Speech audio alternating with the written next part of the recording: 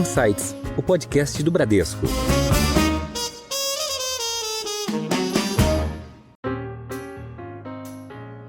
A forma de ter impacto é na curadoria, na porta de entrada. Tá. Escolha empresas que quanto mais vendem, mais sequestram carbono. Menos água utilizem, mais recurso renovável gerem. Melhorem a produtividade agrícola para você melhorar essa relação insumo-produto. Olá, sejam bem-vindos a mais um Insights, o seu podcast semanal que provoca um novo jeito de pensar. Eu sou Adilson Ferrarese e você acabou de ouvir alguns dos destaques de hoje. Como investir no setor agro e no setor de alimentos e criar valor com inovação, sustentabilidade e impacto positivo? Mercado de carbono, bioinsumos, bioeconomia e um olhar mais aguçado para a preservação. São objetos de desejo de grandes investidores para o desenvolvimento sustentável do ramo do agro.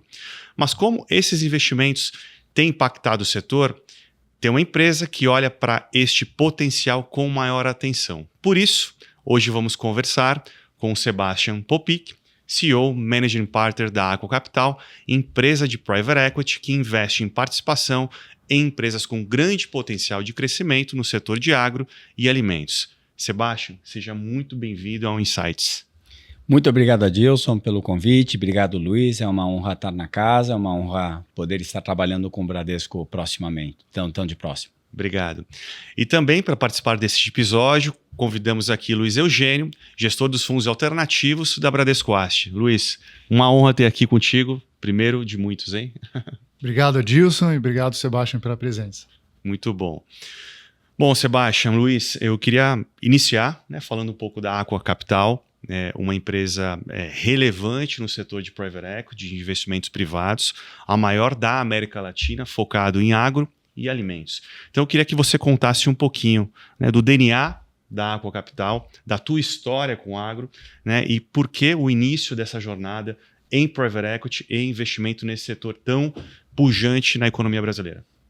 Muito obrigado, Adilson. Bom, eu tenho que começar com uma confissão. Eu sou argentino e eu sou a terceira geração de argentinos que terminam no agronegócio morando no Brasil. Meu avô veio no final dos anos 60 trazendo uma empresa de maquinária agrícola lá para Passo Fundo.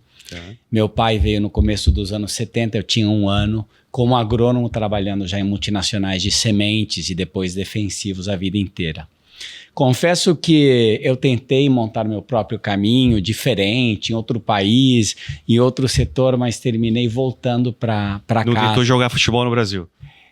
É o único assunto polêmico, tá bom? O resto a gente pode falar de qualquer coisa, mas Então, foi um caminho muito trilhado por ter uma família do agro, por ouvir na mesa do jantar, por passar os finais de ano com família em cidade de interior e ganhar gosto e paixão. E isso é muito relevante, porque o nosso dia a dia não é na Faria Lima. Nosso dia a dia é onde estão essas empresas que têm esse enorme potencial. Eu dou um exemplo, temos 3 investidas em Jataí, Goiás. Cidade de pouco mais de 100 mil habitantes. Puxa, o que Jataí tem? Mas imagina o potencial desse agronegócio, que só numa cidade assim você consiga ter 3 empresas que são excelentes e algumas exportando a nível mundial. Então esse é um pouco o caminho. Eu faço o que eu faço há 18 anos, há 14 anos dentro do Aqua Capital e assim, eu acho que tem um lado de vocação e um lado de paixão muito grande. Sebastian, a gente acompanha o desenvolvimento do setor agro brasileiro e a gente vê muita oportunidade nesse segmento. Queria que você falasse um pouco para a gente que tipo de empresa que vocês têm hoje no portfólio e como que vocês analisam essas companhias para poder fazer essa jornada de crescimento aí ao longo dos anos. É uma ótima pergunta, Luiz. Todo o trabalho de investimento começa com um forte entendimento setorial.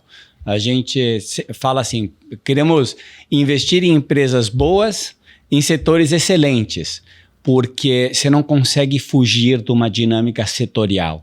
Todos os setores têm percalços, todos os setores têm desafios, complicações, regulações, concorrência. Então, assim, não é que o setor é, por natureza, isento de desafios, mas é muito importante você saber em que bairro você está entrando, porque você pode reformar a casa, mas não mudar a casa de bairro. E aí é feita uma análise muito criteriosa se essa empresa tem hoje já algum diferencial. Uma pergunta que me ensinou um grande investidor muitos anos atrás é: se essa empresa desaparece, ela deixa um buraco no mercado ou ninguém repara? Ela tem que ter uma razão de existir, ela tem que ter uma proposta de valor. Esse é o cerne depois do setor, que encante o cliente, o que ela entrega, pelo que ela cobra, pelo que ela recebe, faz muito sentido. Então, eu diria que isso em linhas gerais. Agora, o agro, ele é um setor que é um setor cíclico. Isso é um assunto extremamente importante, porque o agro entra na paixão quando tem um ciclo bom e depois dá preocupação quando vem uma apertada de ciclo. E o mais importante é você poder, como investidor, tentar se antecipar e entender como vai ser um comportamento setorial e da empresa e já se estruturar para essa ciclicidade, que tem impactos na estrutura de capital, na ambição de crescimento, nos timings e janelas de saída dos investimentos. Então, é muito assim atípico nesse sentido versus outro setor que transita mais uma correlação com o PIB brasileiro. E nós temos observado uma adoção cada vez maior de bioinsumos em substituição aos insumos químicos, e por diferentes razões. A Aqua realizou alguns investimentos nesse segmento, como a Biotrop, como a Solubio. Então, fala um pouco mais para a gente sobre essa tendência e sobre esses investimentos que vocês realizaram. Desculpa, eu não respondi isso da primeira vez. O grande, talvez, a grande transformação do agro é um tipo de substituição da química sintética pela biologia. Ou seja, fazer o que a gente fazia com fertilizantes e defensivos com matéria viva, que é principalmente bactéria e fungos, mas também vírus, por exemplo. E hoje, os produtos feitos através dessa base estão podendo ser competitivos, custo-benefício, pau a pau, versus produtos químicos e ganhando, oferecendo funcionalidades novas, complementando muitas vezes os químicos, mas em resumo, levando para o produtor uma boa relação custo-benefício. O produtor faz conta, o produtor entende, pode ser mais paciente, com um ciclo de investimento menos. Então, traduzindo o que eu estou dizendo da macro teoria para a prática, temos investido em 3 empresas que estão realmente na ponta dessa transformação biológica. A IES, a Biotrop e a Solubio. A IES e a Biotrop, a gente vendeu o controle no ano de 2023 para multinacionais europeias. A Europa está bastante na frente dessa agenda de sustentabilidade, então são fortes lá. E é fascinante, porque estamos combatendo praga, combatendo fungos com bichinhos inócuos, com bactérias invisíveis. Então é a pontinha do iceberg. Hoje menos de 10% do mercado de insumos no Brasil são biológicos. É um mercado que cresce a mais de 20% por ano. Inclusive o 23, que foi um ano desafiador, cresceu a mais de 15% no ano.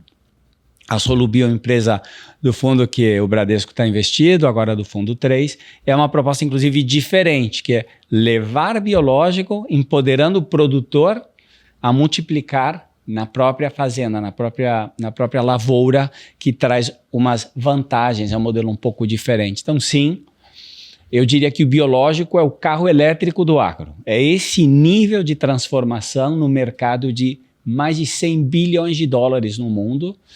E aí vem outro ponto, eu não quero me expandir demais, mas o Brasil é ponta em biológico. O produtor brasileiro adota a tecnologia, está disposto a experimentar, não a adotar cegamente, e o que a gente está vendo de penetração de mercado e velocidade de adoção é muito atípico em relação ao resto do mundo. Estamos correndo na frente. Tá certo. Já pegando um pouco o gancho dessa questão de tecnologia de ponta. E o Brasil, de alguma forma, tem uma participação relevante do agro no PIB, né? Assim como também no aspecto internacional, né? Junto com os Estados Unidos. Queria que você contasse um pouco das investidas, né? Das empresas investidas, qual que é o impacto, e trouxesse um pouco de cor para os nossos ouvintes, né? Do ponto de vista tecnologia e inovação, o que essas empresas investidas transformam no produtor rural final, na cadeia como um todo. Adilson, para colocar um pouco de perspectiva histórica, né? Eu tenho 52 anos. Quando eu nasci, o Brasil importava carne. E a gente precisa colocar isso para entender como o Brasil, com toda essa terra que tinha essa produtividade, podia importar carne. E eu lembro ser um consultor meados dos anos 90, antes de trabalhar no agro, fazendo um estudo de qual ia ser o tamanho de mercado dos cerrados, né, para grãos. E eu lembro o meu chefe dizer, está errado o cálculo, não pode ser tão grande assim, e ele foi maior. Eu falo isso porque o Brasil teve que adaptar tecnologias de genética, por exemplo, para ter gado e para ter semente para climas semitropicais. E esse é a grande tacada. Nós temos uma agricultura principalmente num clima semitropical. E é diferente. O Israel tem uma agricultura de clima desértico e tem que se esforçar para poder tirar literalmente fruta da pedra. E a gente também teve que se esforçar, e Embrapa merece um monumento realmente ao desenvolvimento econômico brasileiro, assim como muitas universidades do sistema público brasileiro, Lavras, Uberlândia, e aí vai, Piracicaba também, no sentido de poder ajudar a desenvolver isso. Nós temos uma agricultura mais exigente. Sim. Quando você tem tanta umidade, tanto calor, você tem que combater mais os elementos da natureza. Você não tem um inverno que mata praga. Você não tem inverno que mata fungo.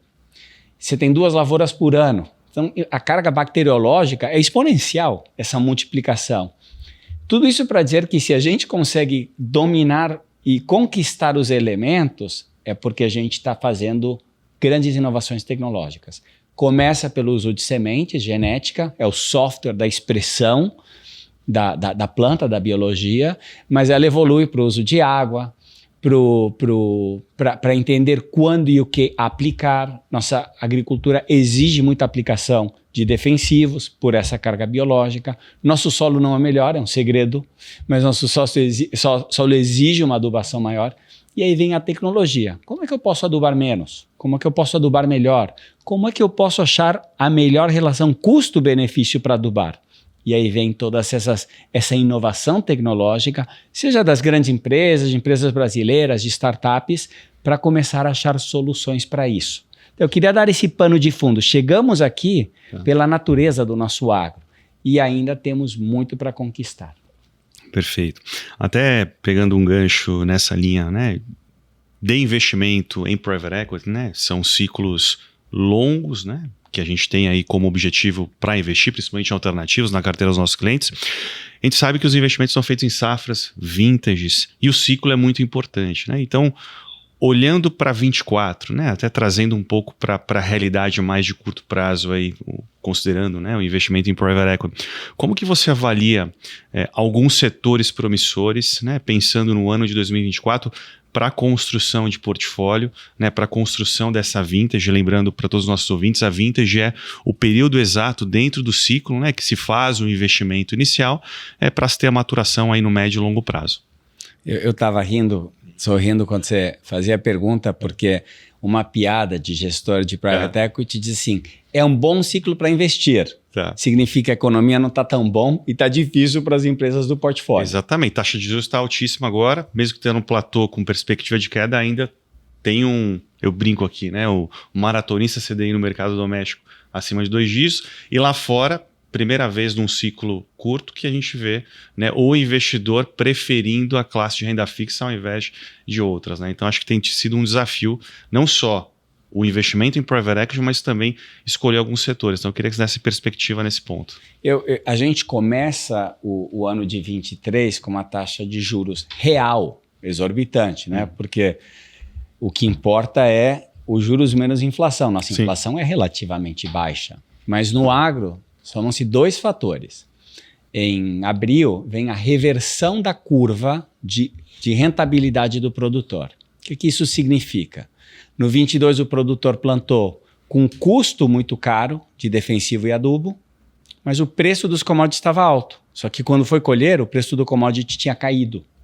Então, quando chegou o momento de pagar as contas, essa lucratividade deu uma encurtada grande. Isso colocou já o setor entre juros e essa iliquidez numa situação mais sensível. E agora todo mundo lendo jornais já a partir de setembro, outubro, noticiando que El Niño traz seus estragos climáticos também. Então realmente terminamos o 23 com uma combinação de fatores que exigem do agro bastante e que essas normalizações não são apertar um botão, né? Leva um tempo, 24 vai ser um ano bastante empinado, com desafios. Eu estou falando em linhas gerais, por exemplo, o café está muito bem, laranja está bem, cana está bem, então o agro não é o agro, tem agros diferentes.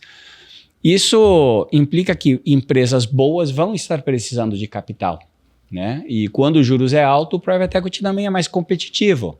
Se você tem juros a 4%, você tem dívida farta, é mais fácil você talvez estruturar seu balanço como empresário com uma solução financeira de mais curto prazo, etc. Hoje, vemos empresas, empresários mais sérios se perguntando como é que eu estruturo o meu balanço para poder sustentar esse momento e manter um ciclo de crescimento. Então, eu acho que esse é o primeiro ponto. 23, 24 é um ano, em linhas gerais, que o agro anda mais de lado do que essa curva notória de crescimento. Mas sempre tem setores com dinâmicas muito interessantes. Então, investimos numa empresa que uma das sediadas em Jataí, chama Exata, que é um laboratório de solos e plantas. Bom, como funciona isso num ciclo mais apertado? Se eu sou produtor, eu preciso fazer mais as contas. E aí, esses análises me permitem fazer aplicações mais criteriosas, mais cuidadosas. Posso adubar um pouco menos aqui nesse talhão, posso aplicar menos aquele defensivo naquele outro talhão. Então, é uma ferramenta também de você economizar custos. Tá. Isso que a gente tenta entender dentro dos ciclos. Quando é o momento que você consegue atravessar a maré, independentemente do clima, e às vezes quando você tem um pouco de vento de polpa. É interessante essa questão de diversificação, quer dizer, é válida para a carteira dos fundos da Aqua, assim como é válida para as carteiras de investimentos dos nossos clientes, algo que a gente também sempre presta muita atenção. Vocês enfatizam, Sebastião, alguns pilares para investimentos, entre eles a questão da mudança climática, você acabou de comentar o impacto do El Niño, que tem sido bastante presente, os hábitos de consumo que têm mudado e as questões sustentáveis, além de inovação e disrupção que a gente já falou. Como que esses assuntos têm sido trabalhados dentro das empresas investidas pela Aqua? Eu acho que a questão climática é muito interessante. Sempre teve variação climática, né? Desde que a gente é criança, você vê enchente, seca, El Niño e Laninha não nasceram ontem. Mas tem aumentado muito a previsibilidade, a frequência e a intensidade desses eventos. E hoje, quando enxergamos um setor, quando enxergamos uma empresa, entra muito mais no crivo, e é bom, porque esse risco existia, hoje acho que ele está aumentado. Então hoje pensamos muito mais. O que acontece numa situação de estresse climático aqui agravado? As respostas às vezes são impressionantemente simples. Você precisa ter diversificação geográfica. Você não sabe de onde vai vir muitas vezes o problema, mas ele virá. E se você tem uma grande concentração, a gente sofreu isso muito na pele numa empresa pontual. Estava localizada no melhor lugar do Brasil para o que ela fazia. Só que deu a maior seca em 92 anos de história registrada de clima no Brasil, naquela região no momento. Bom, é desastroso. Então, eu acho que com certeza é um fator. E não só clima, né? Às vezes tem mudanças estruturais que são muito difíceis de antever. Eu vou dar um exemplo.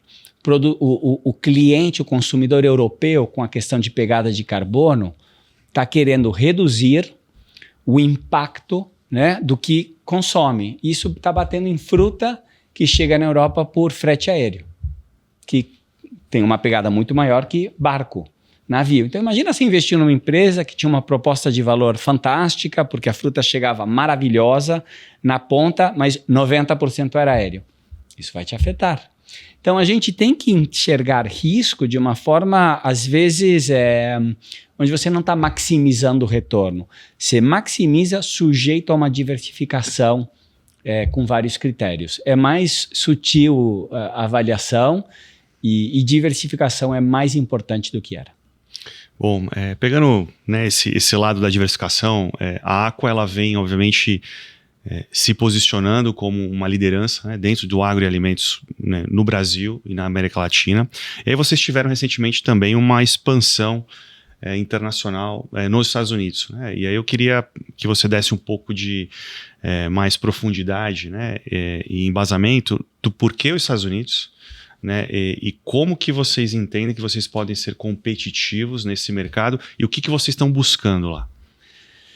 Bom, acho que para nós, crescer nos Estados Unidos obedece a uma lógica de que é um mercado enorme, com um universo de oportunidades de investimento também muito grande. E como gestor, você precisa ter um aquário grande.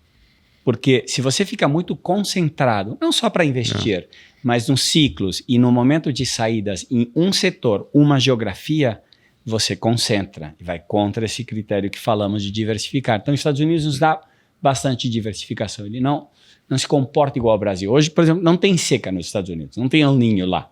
Tem outros assuntos, mas não tem esse. Então, o primeiro ponto é isso, ampliar o leque e criar uma diversificação. Agora, a pergunta é, a tua proposta de valor é competitiva lá? E assim, eu me criei também nos Estados Unidos, eu morei lá uns 10 anos, depois de morar no Brasil, no Midwest, pai agrônomo, né? Você não termina em Nova York, você termina numa cidade mais de interior do Midwest. E a gente viu que não tem fundos dedicados a private equity do nosso tamanho. Tem alguns, mas de alimentos, tem muitos de alimentos, de fato, mas de agro não tem muitos. Tem alguns maiores, tem de terra, mas o que a gente faz não tem muito. Aí que vai colocar a mão na massa. Mão na massa é uma cultura muito brasileira. Acho que o 3G é um legado fantástico no Brasil, Ambev, desse approach de colocar a mão na massa. Não é uma cultura mundial isso, é uma cultura muito brasileira que a gente tem aqui e tem aderência lá. Tem empresários que dizem assim, eu não quero alguém no dia a dia, mas tem outros que falam, eu quero um sócio que venha me ajudar. Então, e o terceiro ponto é que hoje o Brasil chama atenção em competitividade. E muitas empresas americanas de tamanho pequeno e médio, que é onde a gente investe, empresas com 100 milhões de dólares de receita, falam, eu adoraria ir para o Brasil, eu dobraria o meu mercado, só que eu preciso de um sócio local.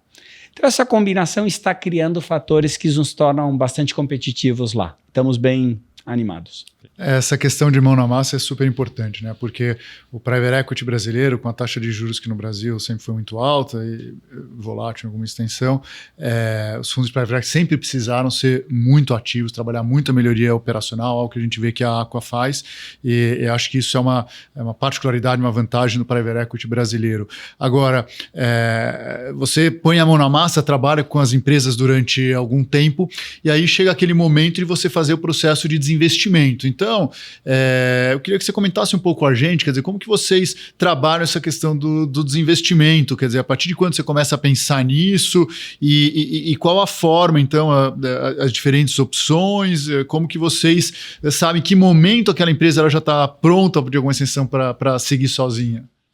Eu acho, o primeiro ponto, eu falei do setor e da empresa, mas a terceira pergunta é para quem vamos vender esta empresa, né? Antes de investir, fazemos um trabalho exaustivo e falamos com os compradores, né? E por mais que daqui a 5, 7 anos, quando formos vender, o mundo terá mudado, esses gestores talvez não estarão nas mesmas cadeiras, as prioridades dessas multinacionais ou estratégicos serão diferentes, você pega muito insight. O que é que você valoriza? O que é importante? O que é que gera diferenciação? Então, isso cria umas nuances, não só em investir, mas como você toca a empresa, que eu acho que é o primeiro ponto, né? Pensar em vender antes de entrar. O segundo ponto, a gente vai comprar controle, mas nunca 100%. Sempre queremos um sócio. Sócio tem know-how, sócio tem relacionamento e o sócio passou por crise. Então, quando vem um momento difícil, o sócio é extraordinariamente valioso, tá? Além de ter credibilidade e reputação. Lembra, estamos investindo em empresas boas. Sócio é bom. Ninguém, senão estaria aí. Só que a gente vai falar com esse sócio, né? Continue na gestão ou não, algum dia vamos vender. Quando vendermos, tem que ter um time que fique. Você quer trabalhar para tal multinacional? Você quer ficar lá? Geralmente a resposta é não. Eu gostaria de sair juntos, né? Esse é o plano. Então a gente vai ter que trabalhar uma agenda de montar um time autônomo que se sustente com as próprias pernas. Inclusive o comprador vai perguntar isso. Vocês estão subsidiando aqui? A gente tem que mostrar que realmente não, a empresa para com as próprias pernas. Então, Luiz, é um processo, é uma maratona. Eu tinha que o preparo para uma maratona que leva muito mais tempo. dá para programar ele. E também não é linear. Às vezes você vai com um time, esse time também tem turnover, tem gente, assim, se você acerta, alguém me falou, se você acerta 70% com o time, você está no lucro. Então vai ter uma estabilização, mas você tem que começar muito cedo. E outro ponto também, acho que uma evolução de maturidade nossa, era a gente entrava nas empresas, gastava um tempo enorme, queria construir essas empresas maravilhosas, assim, e talvez se apaixonava demais pela empresa, entendeu? E como gestor, você está no negócio de devolver lucratividade para teu investidor. Então você tem que estar preparado para quando a janela fala com você. E o resumo não é quando você quer vender, é quando o mercado quer comprar. Então você tem que estar preparado. Várias coisas de melhoria de governança hoje tem uma aceleração maior vis-à-vis o que era antes e de crescimento tem uma postergação. Por quê? A casa já está pronta. Agora vamos aumentar a criação de valor. Legal. Boa. Eu queria tocar mais em 2 pontos aqui, e aí obviamente a gente conversou em alguns momentos e vocês de alguma forma têm uma vertical ou um norte importante para a sustentabilidade e o impacto positivo, né? Queria que você conversasse um pouco aqui com o nosso público, com a gente, trouxesse um pouco do que é este pilar de sustentabilidade, né, na aquisição e no direcionamento das empresas investidas, né, e esse impacto positivo que vocês causam. Então, eu acho que a gente nasce no Aqua com uma preocupação genuína por desenvolver nossa sociedade. Falo isso a algum investidor assim, não sei se eu quero estar aí, mas assim, eu quero lucro, mas eu acho que são coisas que têm uma grande compatibilidade. Você tem que trabalhar 1 hora a mais por dia para fazer isso acontecer. Nascemos com um investidor muito importante para nós, que é DEG, alemã, e eles realmente quiseram se garantir que a gente criasse um pilar de ESG. Estou falando 2012, 12 anos atrás. Muito forte. Trabalhamos a 4 mãos em criar isso. Então sempre tivemos um pilar muito forte de ESG, que basicamente é medir e compliance. Medir e compliance. Você não tem intencionalidade, você não tem meta. No 2016, fomos captar o segundo fundo e veio um investidor de impacto, um banco muito importante mundial, e falou, nós somos um fundo de impacto e queremos investir em vocês. E eu falei, mas nós não somos um fundo de impacto. Eles falaram, vocês são, só que vocês não sabem. E a gente falou, por quê? E eles nos explicaram. Então foi até uma sorte, às vezes na vida você tem tutores e mentores que te ajudam, que muito do que a gente fazia gerava um impacto positivo e uma externalidade naturalmente. E aí acelera até o 2020, veio o Covid, o que a gente pode fazer? E a questão de sustentabilidade ganhou um pouco mais de notoriedade, e aí veio uma terceira influência muito, muito importante, alguém que tinha trabalhado em private equity, em fundos de impacto, e falou, olha, o principal critério de impacto é, esquece ESG. ESG hoje é compliance, você tem que fazer. Nem se fala mais, tá? A forma de ter impacto é na curadoria, na porta de entrada. Tá. Escolha empresas que quanto mais vendem, mais sequestram carbono. Menos água utilizem, mais recurso renovável gerem. Melhorem a produtividade agrícola para você melhorar essa relação insumo-produto. Isso bateu muito forte, porque quando você faz isso e coloca esse filtro e não restringe teu retorno, porque você está ainda no negócio de maximizar, você acha mais. Então hoje 2/3 do nosso portfólio qualifica diretamente como empresas sustentáveis. Só que a gente fica acordado essa hora a mais para provocar que elas consigam mexer mais o ponteiro e trabalhar na eficiência no uso da água, da energia e de emissões com lucratividade.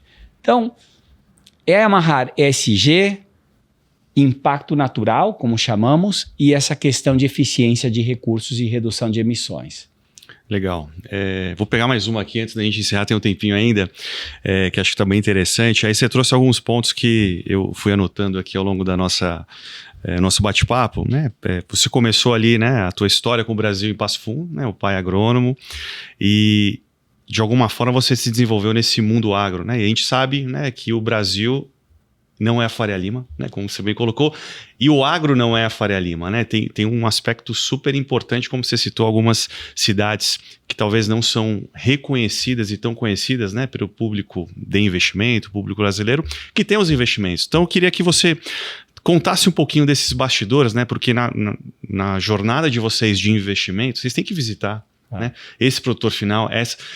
Tem alguma história que você pode dividir com a gente, seja engraçada, interessante, né, que talvez nem todo mundo aqui que está nessa região, né, que a gente está falando agora, aqui da Faria Lima com a JK, conhece, né, o verdadeiro Brasil, né, o Brasil real, né, o que de fato traz parte relevante do PIB. Eu queria que você tivesse um pouco esse insight, porque vocês estão, né, pulsando, né, essa economia do agro, e acho que é muito importante para todo mundo também ter essa visão, o lado da cozinha, né, que é sujar mesmo o pé e a mão arregaçada lá.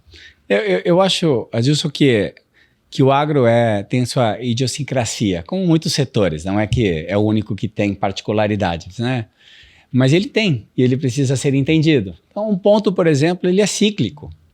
E se você vai ser fã quando tudo está bom e desaparecer quando vem um momento difícil, bom, o agro, ou essa empresa, ou esse cliente, esse produtor rural, não vai gostar muito. Então, acho que o primeiro ponto é você tem que ficar. O segundo ponto é que ele é um negócio muito pessoal. Tem profissionalismo, tem tecnologia, mas é um negócio de relacionamento. E você tem que gostar. Você não pode faz de conta que está tudo bem. E os melhores exemplos, você tem que comer muito churrasco e beber alguma cerveja para criar relacionamento genuíno. Você tem que entender a função da família ou dos sócios na empresa. E você tem que entender como essa química diferencia. Por exemplo, a gente investiu muito em revendas agrícolas. Investimos em 8 empresas de revenda agrícola mesmo. Mas você vai para Londrina, tem 40. Por que escolhemos uma? Por que esses parceiros são os corretos e essa empresa tinha como se diferenciar e crescer nesse mercado? E aí a história é ir e passar tempo. E aí um investidor também, tempo atrás, me ensinou a regra dos 3 dias. Tá. Isso a gente segue bastante à risca. Você vai, você fica 3 dias, você dorme, você come, você janta, você pega carona, você vai visitar produtor, você suja a bota, você escuta, você pergunta e tudo. E quando você acorda de manhã, se você dormir na casa do produtor, você faz a cama.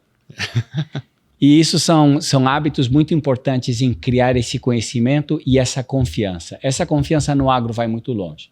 Eu acho que agro é arte e ciência, paciência, mas também muita assertividade, muita confiança que temos um futuro muito promissório. Muito bom. Eu acho que já está caminhando aqui para o final, dado o tempo. Eu queria, antes da gente encerrar, a gente tem aqui o hábito, obviamente, dentro do Insights, de sugerir, né, uma dica cultural de livro, podcast ou qualquer meio que você entenda que tem uma comunicação interessante que te tocou. Se você pudesse dividir com a gente, com o nosso público, seria muito bacana. Eu vou dizer para o público que eu recebi essa pergunta antes, então me permitiu pensar, o que é bom, porque aí você fica meio congelado na hora. O livro, para mim, de mais referência na minha vida, os últimos 10 anos, são as Meditações de Marco Aurélio. Tá. E ele é um livro que dá para abrir e ler literalmente um parágrafo, que às vezes são 2 linhas, às vezes é uma página, e eu acho que a melhor sugestão é fechar depois e ficar com esse conceito.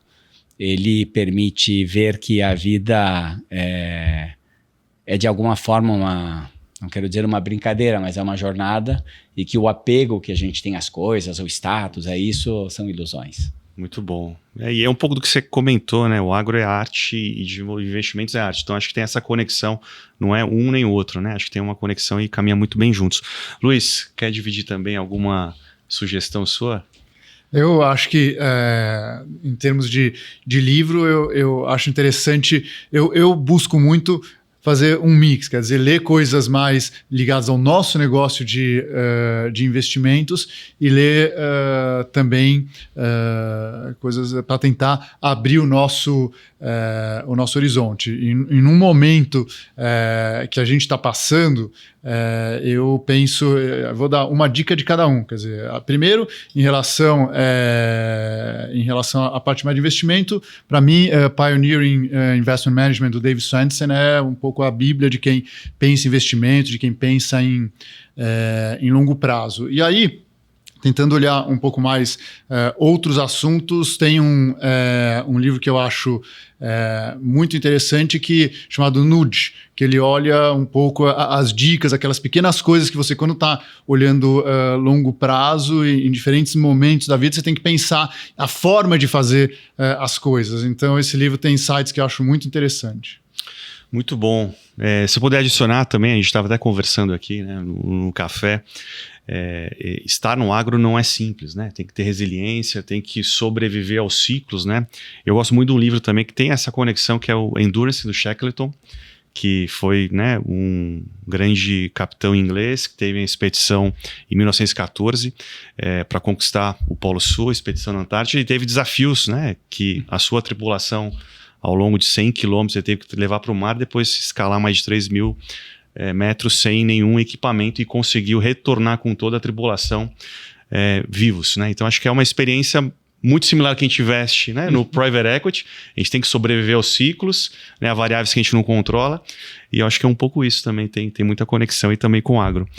Bom, eu queria agradecer, Sebastian, pela oportunidade, pela gentileza de estar conosco. É um prazer tê-lo aqui representando, né, o primeiro nossa parceiro e gestor investido no nosso fundo de fundos de private equity, né? A ideia aqui é que a gente tenha e traga cada vez mais para os nossos ouvintes, né, um programa educacional via o Insights também neste mercado privado, que é muito rico e cada vez mais vai estar em voga. Então, mais uma vez, agradecer pela gentileza de estar conosco. Não, para mim, começando isso. Um prazer, e eu quero agradecer o Bradesco pela confiança depositada, o profissionalismo.